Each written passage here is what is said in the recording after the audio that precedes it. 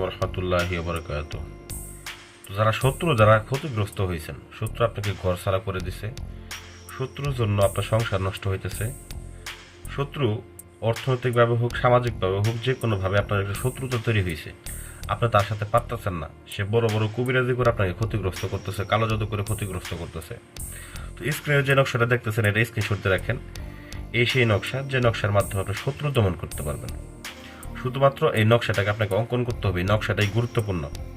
তো কীভাবে এটি ব্যবহার করবেন, কোন নিয়মে ব্যবহার করলে শত্রু ধ্বংস হয়ে যাবে, শত্রু দমন হয়ে যাবে, সেই বিষয়ে আমি আজকের এই ভিডিওটা আলোচনা করব।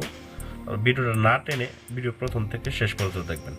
তো মনে করেন আপনি শত্রু দ্বারা ক্ষতিগ্রস্ত, অবশ্যই শত্রুর নাম, শত্রুর বাবার নামটা আপনি নেবেন এবং এই কাজটা করবেন যে কোনো শনিবারের দিন অথবা মঙ্গলবারের দিন আপনাকে বসতে হবে। ঠিক দুপুরবেলা সূর্য যখন মাথার উপরে থাকে ঠিক সেই সময় আপনাকে ভালো করে পাক পবিত্র হয়ে অজু করে বসতে হবে। বসার পরে শত্রুর ব্যবহার করা কাপড় যদি পান সেক্ষেত্রে এটা তার উপর অঙ্কন করবেন, আর যদি সেটা না পান সেক্ষেত্রে আপনারা বাজার থেকে সাদা রেশমি কাপড় কিনে আনবেন। সাদা রেশমি কাপড় কিনে এনে এই নকশাটাকে আপনারা সেটার উপরে অঙ্কন করবেন, লাল কালি দিয়ে হোক বা কামসিঁদুর দিয়ে হোক, এটাকে অঙ্কন করবেন। অঙ্কন করার পরে অবশ্যই নিচে শত্রুর নামটা, শত্রুর বাবার নামটা লিখে নেবেন। একটা বিষয় মনে রাখবেন, এটা যেহেতু শত্রু দমনের কাজ, সেক্ষেত্রে মুখে তিতা জাতীয় কিছু রাখবেন বা নিম পাতা রাখবেন এবং শত্রুর কথাটা স্মরণ রাখবেন, শত্রুর চেহারাটা স্মরণ করবেন আর নকশাটা অঙ্কন করবেন মনে রাগ নিয়ে, জেদ নিয়ে। তো অবশ্যই বিশ্বাসের সাথে কিন্তু কাজটা করতে হবে। আপনার বিশ্বাসে ঘাটতি থাকে তাহলে কিন্তু এই কাজটা করে লাভ নেই। তো এটা কিন্তু অত্যন্ত কার্যকরী একটা বিদ্যা আপনাদেরকে দিতেছি, একদম সিদ্ধ করে দিতেছি।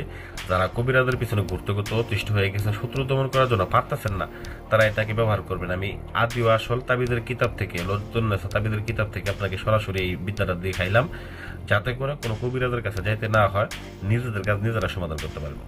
তো যাই হোক, ওই কাপড়ের টুকরোর উপরে লেখার পরে এটাকে আপনাকে এর ভেতরে 7 পদের কাঁটা ঢুকাইতে হবে। 7 পদের কাঁটা এবং তার সাথে সাথে 7টা বড়শি আপনার একত্রে দিয়ে এই নকশাটাকে ভালো করে বানিয়ে একটা মার্বেলের মতো করে বানায় নিতে হবে।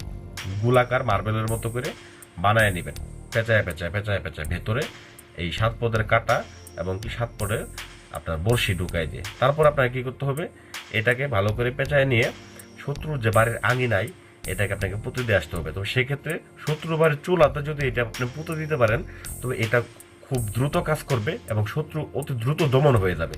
দমন হবে বলতে কি হবে আপনি এটা বুঝতে পারছেন অবশ্যই, আমি এখানে সশরীরে বলতে পারতেছি না, ইউটিউবের নিয়মের কারণে আপনারা অবশ্যই বিষয়টা বুঝতে পারতেছেন। তো আশা করি আমার ভিডিওটা ভালো লাগবে। ভিডিওটা যদি ভালো লাগবে এটা তো লাইক করবেন, চ্যানেলটা সাবস্ক্রাইব করবেন। ধন্যবাদ সবাইকে।